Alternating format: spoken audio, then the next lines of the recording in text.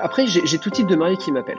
On va dire qu'à 70%, ça reste quand même des mariés qui ont beaucoup d'invités et qui veulent effectivement briser la glace. Donc là, on est vraiment fait pour ça. Il y a 40% des mariés qui choisissent d'animer eux-mêmes la partie, parce qu'eux, ils deviennent l'élément central du jeu, tout le monde vient les voir, leur pose des questions, et c'est vrai que ça leur permet de partager un vrai moment avec les invités. Jour J, Mathieu Vitra. Salut à tous et bienvenue sur le podcast Jour J. Je m'appelle Mathieu Vitra et je suis photographe de mariage. Avant de vous parler de mon invité du jour, pour ceux qui ne l'ont pas encore fait, je vous invite à partager ce podcast tout autour de vous, de mettre 5 étoiles et de laisser un avis sur Apple Podcast. C'est principalement cela qui permet de développer ce podcast et qui va me permettre de continuer à rencontrer des entrepreneurs du monde du mariage passionnés comme l'invité du jour. Pour profiter pleinement de ce podcast, je vous invite à vous rendre sur mon site mathieuVitra.com/lejournal où vous pourrez retrouver de nombreuses références citées dans ce podcast. Sur mon site ou sur toutes les plateformes de podcast, je vous invite également à utiliser les chapitres pour vous rendre directement au sujet de l'épisode qui vous intéresse. Ceux qui me connaissent le savent, je suis un grand amateur d'escape game. Résoudre des énigmes, des calculs, de la réflexion, de la recherche pour sortir d'une pièce en moins d'une heure, c'est une activité que j'adore faire entre amis. Aujourd'hui, dans cet épisode, nous allons parler animation et jeux pour le jour J. En effet, dans ce podcast, j'ai le plaisir d'inviter Jérémy Froliger. Jérémy est à l'origine de cette animation escape game spéciale mariage. En écoutant ce podcast, vous allez connaître les différentes manières d'intégrer cette animation innovante à votre mariage. Vous allez voir que l'on peut adapter ce type de jeu à tous les lieux de réception, en intérieur comme en extérieur, et qu'il est destiné à tous les âges. Jérémy explique aussi que c'est une manière efficace de pouvoir briser la glace entre les invités qui ne se connaissent pas encore. On se retrouve à la fin de ce podcast. Installez-vous confortablement. Très bonne écoute. Bonjour Jérémy. Bonjour Mathieu. Comment ça va ? Ça va et toi ? Ça va bien. Je suis ravi de t'accueillir sur ce podcast. Alors, tous les auditeurs de ce podcast le savent, c'est un podcast qui est effectivement dédié aux prestataires de mariage.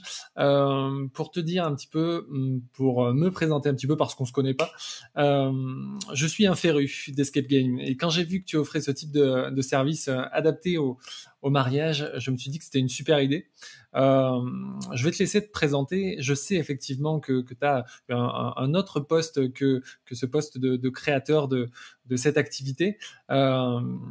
Tu es photographe de mariage également et tu as pu voir au cours de ces mariages qu'il y avait différentes animations. Donc, tu as une grande expérience quand même dans le domaine et de par cette expérience, tu as pu effectivement apprécier un petit peu les différentes choses qui se faisaient et tu as vu qu'il manquait quelque chose. Donc, on va parler de tout ça, mais avant, je vais te demander simplement de te présenter. Ok. Déjà, merci de me recevoir. C'est un plaisir d'être là. Alors, moi, j'ai 36 ans. Je vis, on va dire, je vis du côté de Paris et je vis aussi dans le sud. J'ai 2 lieux d'habitation.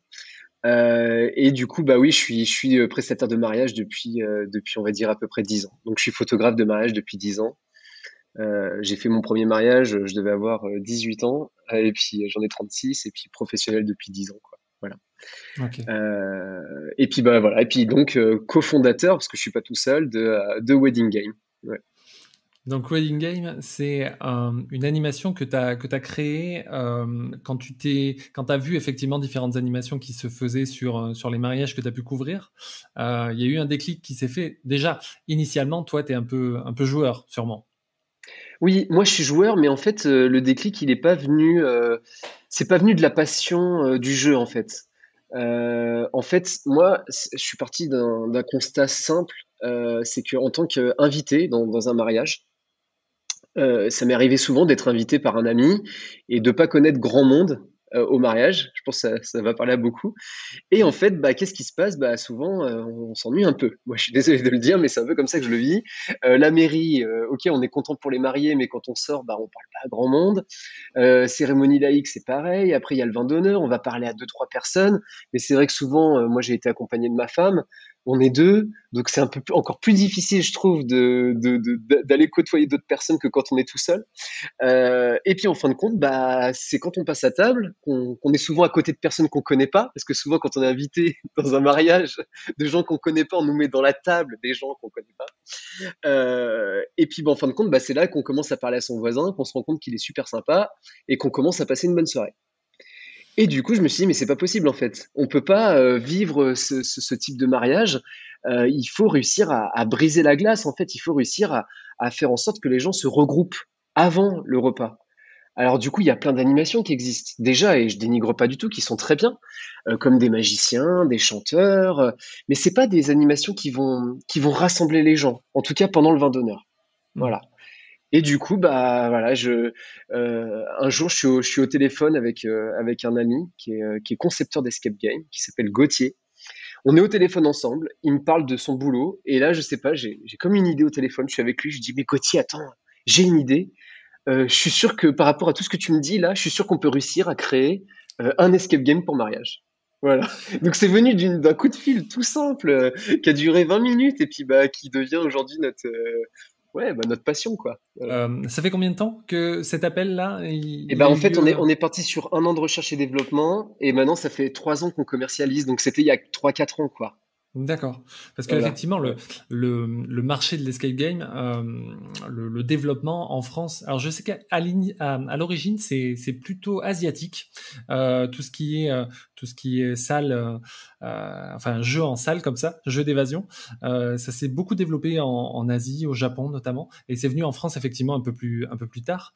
Mais vous vous êtes pas dit qu'il y avait effectivement pas mal de contraintes. Tu dis effectivement qu'il y a eu 1 an de développement. Mais le fait, le concept effectivement d'un escape game, c'est effectivement d'être en salle, fermé et de pouvoir sortir de la salle tout simplement en 60 minutes. Il y a eu des obstacles peut-être dans votre pensée, dans votre développement. Bah oui, en fait, déjà le premier obstacle qu'il fallait résoudre, c'était OK, en salle, on est 5, on est 10, mais on n'est pas 90, on n'est pas 200 quoi. Donc déjà, bah, comment on va faire jouer 100 personnes et faire en sorte que tout le monde ait toujours quelque chose à faire? Et faire en sorte aussi que, il y ait pas des attroupements. Parce que je sais que c'est la première chose que les mariés, les futurs mariés, quand ils m'appellent, la première crainte qu'ils ont, c'est ça. C'est à chaque fois, ils me disent, ouais, mais il faut les gens, il y a 90 invités, et j'espère qu'il n'y a pas 30 personnes qui vont se retrouver au même endroit au même moment. Donc comment résoudre ça? Comment, voilà. Hmm. Et bah, en fait, bon, bien sûr, on a connu. En fait, comment ça s'est passé, c'est que dans ces 1 an de recherche et développement, à l'époque, il n'y avait pas le Covid. Et du coup, qu'est-ce qu'on a fait? En fait, on faisait appel à des groupes privés sur Facebook et on donnait rendez-vous à des gens dans des parcs et on faisait essayer notre jeu. Mais on était 50, 60, 70 dans des parcs. Et en fait, c'est là qu'on a rencontré tous les problèmes, en fait, au départ. Avoir 10 personnes qui se regroupaient au même endroit et on était là, mais non, c'est pas possible, ça peut pas fonctionner. Et il y a même des fois où on s'est dit, ça, on n'y arrivera pas, en fait. Ouais. Et tout ça, en fait, il a fallu qu'on le vive pour justement bah, faire nos recherches et sortir le produit commercialisable et sans tous ces problèmes, quoi. Ouais, Hmm. ouais. C'est vraiment bien parce que c'est vrai que bon, moi je suis déjà marié, mais si j'avais eu connaissance effectivement de cette de ce service, je pense que j'aurais fait effectivement appel à toi parce que c'est vrai que comme tu le dis, à partir du moment où les gens sont sur un mariage qui ne se connaissent pas, qui viennent parfois des 4 coins de la France, il faut effectivement un déclic pour qu'ils se retrouvent et créer une certaine cohésion pour que la mayonnaise prenne et que l'ambiance commence. Donc de par ce que tu m'expliques et de par ce que j'ai pu lire de ce service-là, c'est vraiment pour fédérer les invités qui ne se connaissent pas et faire monter effectivement l'ambiance pendant le vin d'honneur. Oui, pendant le vin d'honneur, ça peut être aussi avant le vin d'honneur, ça peut être aussi pour le lendemain, pour le brunch. Mais c'est vrai que après, j'ai tout type de mariés qui m'appellent. On va dire qu'à 70%, ça reste quand même des mariés qui ont beaucoup d'invités et qui veulent effectivement briser la glace. Mm. Donc là, on est vraiment fait pour ça. Justement, là, j'ai encore la semaine dernière, on a eu un avis, la mariée en titre, elle a mis une bonne partie de rigolade, quoi. Donc voilà, et puis plus ça va, plus le jeu se veut ludique, en fait. On est à la version 5 aujourd'hui et en fait, on s'est rendu compte que le jour d'un mariage, les gens, ils voulaient s'amuser. Mm. Et notre première version d'il y a 3 ans n'a rien à voir avec notre version d'aujourd'hui. Elle est beaucoup plus ludique et on fait vraiment en sorte que les gens s'amusent. Et après, après j'ai aussi des invités, des mariés, pardon, qui m'appellent, où tous les invités se connaissent et simplement ils veulent faire un escape game, quoi. Mm. Mais c'est juste, ils sont fans d'escape game et ils ont trouvé l'idée géniale. Et j'en ai même des fois qui avaient l'idée avant de nous trouver, quoi. C'est-à-dire qu'ils ont tapé escape game mariage sur Google, quoi. D'accord. Voilà, et ils tombent sur nous. Mais ils avaient eu l'idée Mm. déjà. Donc, comme quoi, il y a des gens avant nous qui y avaient pensé, quoi. Ouais. Ouais. Ouais. Non, c'est génial.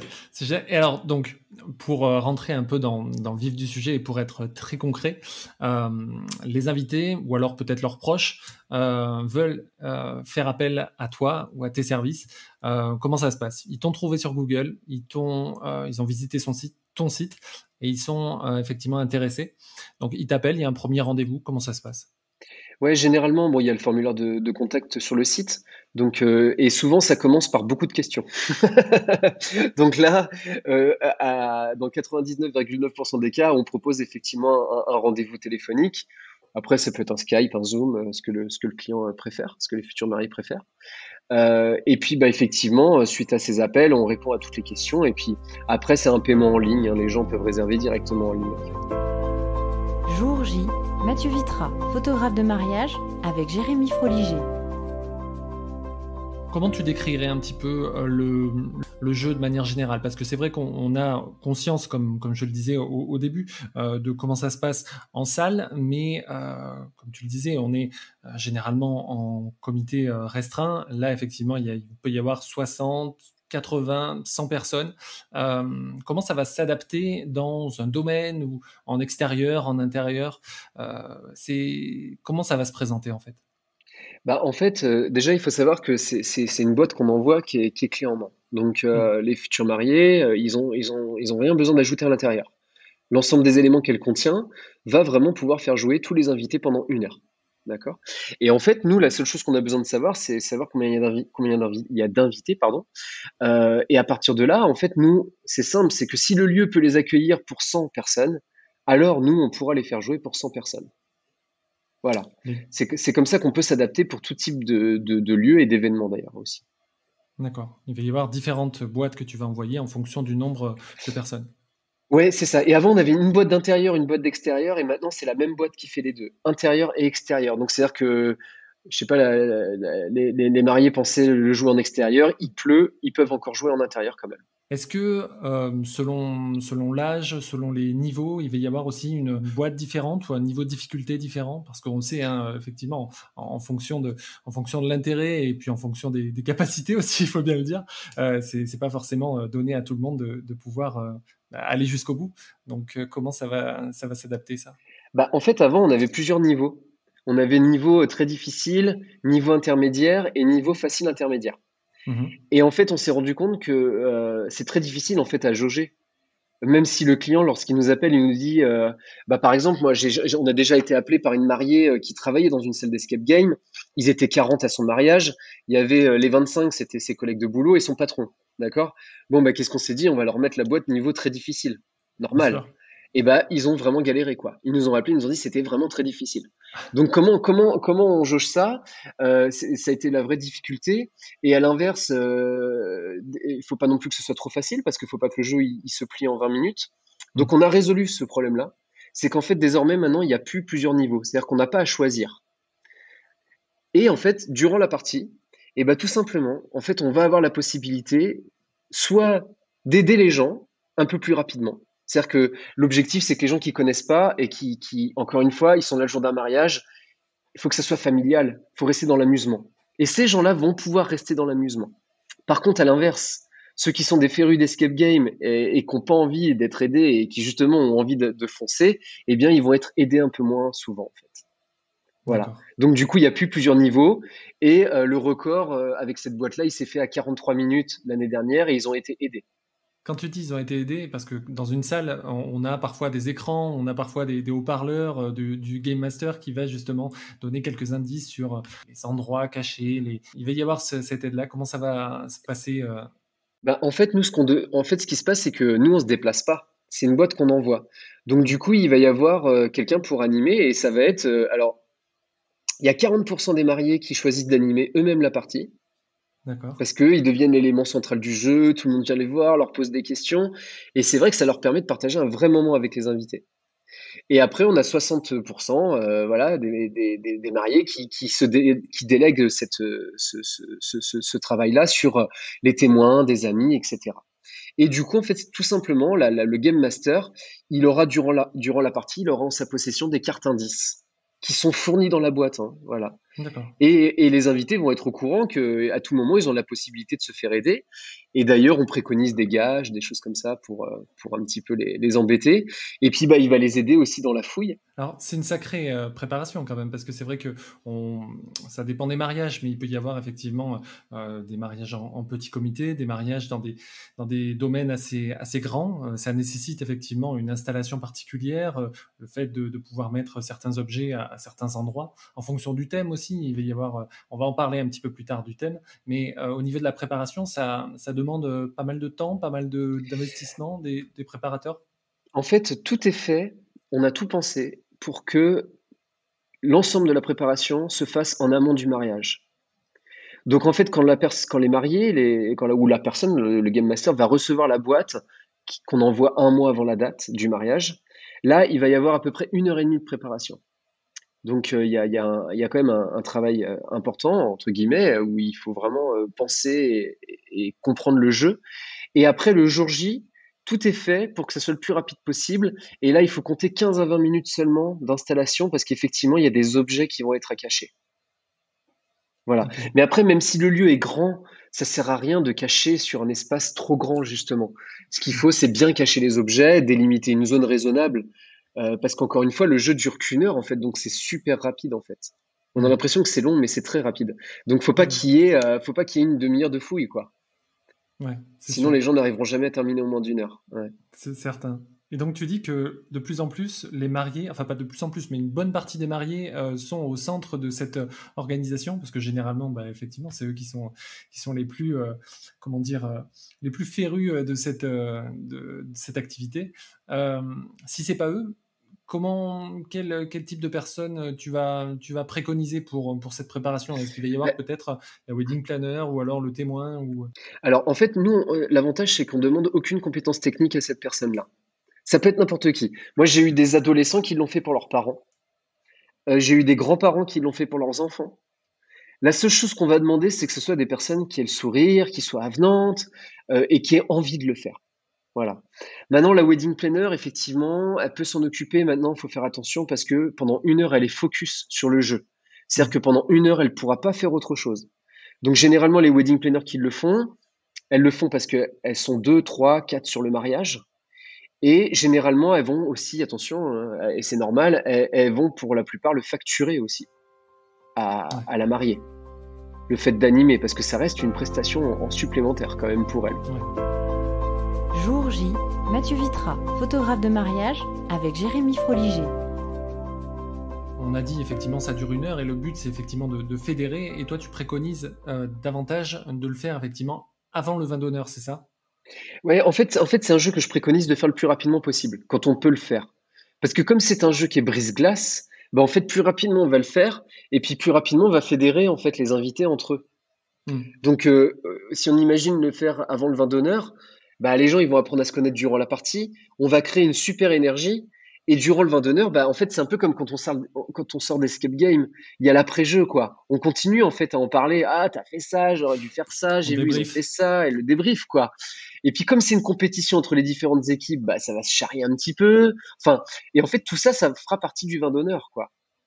D'accord. Voilà, donc maintenant, il y a beaucoup de mariés qui peuvent pas le faire avant le vin d'honneur parce que la cérémonie se termine tard, le vin d'honneur commence à 18 h.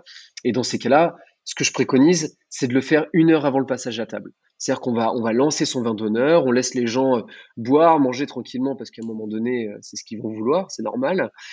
Et là, on va les lancer sur le jeu. Alors, lors de la préparation, en amont du mariage, quand ils te contactent plusieurs mois, peut-être avant le jour J, ils vont effectivement peut-être te demander des personnalisations en fonction des thèmes que les mariés aiment, ou alors tu as déjà des thèmes qui sont préétablis et tu vas leur proposer certaines choses par rapport à leurs demandes. Comment ça va se passer, ça? Ouais, en fait, chez nous, on a 2 boîtes. En réalité, on a une boîte qui est 100% personnalisable. Et malheureusement qu'on vend pas beaucoup. Alors là, que je remette la date, on est en 2021. Ça se trouve, les gens qui vont l'écouter en 2022, ça peut changer. En tout cas, là, aujourd'hui, 2021, en fait, on a été les premiers surpris. C'est qu'au début, on s'est dit, on va faire beaucoup de personnalisation. Ouais, c'est vrai, c'est Et ce on que a j'allais dire. commencé, Ouais. ouais, parce qu'on trouvait ça cool. C'est vrai, c'est super, quoi. Et en fait, on a commencé à faire les premiers devis. par rapport à des cahiers des charges, par rapport aux demandes des mariés, hein, parce que bah, ça demande du temps, on est avec eux au téléphone, on comprend leurs attentes, leurs besoins. Et en fait, on s'est rendu compte qu'on n'arrivait pas à faire des devis à moins de 2500 euros, quoi. Hmm. Voilà. Donc aujourd'hui, 2500 euros, on peut être prêt à le mettre dans une robe de mariée, on peut être prêt à le mettre dans un lieu, mais il y a très peu de futurs mariés qui sont prêts à le mettre dans l'animation, ce qui est normal. Donc au final, c'est quelque chose qu'on propose, il faut s'y prendre 1 an à l'avance, mais malheureusement qui est pas très accessible, on va dire. Et du coup, bah, dans l'autre boîte, en fait, les énigmes à l'intérieur sont déjà conçues. Donc il n'y a pas de personnalisation sur les énigmes en elles-mêmes. Par contre, il y a 2 choses qu'on va pouvoir personnaliser quand même. La première, c'est qu'en fait, les mariés, ils vont pouvoir choisir un synopsis. En fait, ils vont pouvoir choisir une histoire autour de laquelle on va lancer les invités. Donc en fait, une fois qu'ils ont réservé, on envoie un dossier dans lequel en fait on va retrouver plein de synopsis différents qui sont écrits de A à Z. Il n'y a plus qu'à l'apprendre par cœur pour lancer la partie. Alors, par exemple, on en a un, c'est le serveur qui va arriver et qui va demander l'attention à tous les invités. Et il va dire, écoutez, messieurs, dames, voilà, comme vous le savez, dans 1 heure, c'est le vin d'honneur. Seulement, on a rencontré un gros problème en salle. Ça fait une demi-heure qu'on essaye d'ouvrir le frigo qui contient toutes les boissons pour le vin d'honneur. Et en fait, il s'avère que on a perdu la clé. On n'arrive pas à la retrouver. Ça fait une demi-heure qu'on la cherche partout. Et on voudrait savoir si peut-être quelqu'un parmi vous ici l'aurait retrouvé, aurait retrouvé une clé par terre. Donc là, l'idée, c'est que les gens s'interrogent. Il y en a qui vont croire à une blague, d'autres qui vont pas y croire, etc., etc. Mais c'est pas grave. Et là, il y a une tierce personne qui intervient, pourquoi pas le Game Master, et qui va dire, écoutez, messieurs, dames, ne cherchez plus cette clé. Moi, je sais qu'il l'a prise. Et en fait, il se joue de vous tous ici parce qu'il l'a retrouvée. Et il l'a mise dans ce coffre que vous voyez ici et qui est fermé par un cadenas à code. Et la seule façon qui va être de l'ouvrir, eh bien, ça va être de résoudre des énigmes. Voilà, vous avez plus qu'1 heure pour les résoudre. Sans ça, personne ne pourra passer au vin d'honneur. Et du coup, des histoires comme ça, on les a toutes écrites et on les retrouve tous dans ce dossier. Pour les gens qui le font pendant le vin d'honneur, pour les gens qui le font avant, après, peu importe. Et il y en a plein de différentes. T'as jamais eu de problème particulier, de gens qui réagissaient plutôt mal à ça, enfin des invités, je veux dire, des anecdotes un peu. Moi, je suis jamais sur place, alors du coup, je peux pas vraiment le savoir. Mais en tout cas, j'appelle les mariés toujours après le mariage et j'en ai aucune qui m'a dit. Ouais, ça s'est mal passé. Non, ça, j'ai pas eu de retour comme ça encore. Ouais. Bon, tant mieux. Tu parlais des énigmes. Alors, tu parlais des cadenas à code, mais il y a différentes. Pour ceux qui en ont jamais fait, c'est vrai qu'il peut y avoir au sein d'une session, d'1 heure, il peut y avoir différents types d'énigmes, différents types de réflexions, d'enquêtes. Est-ce que ça va être assez varié au cours d'une session ? Oui. En fait, dans la même session, on va retrouver tous les codes qu'on connaît en escape game.